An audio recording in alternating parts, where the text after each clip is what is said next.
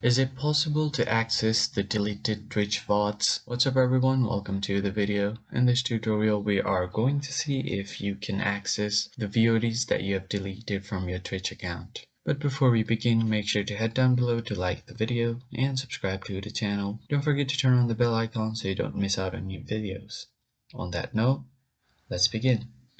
Alright, so as you can see, I have my web browser open right here, and I've also logged into my Twitch account. So once you log into your Twitch account and head over to your account section, just click on the channel.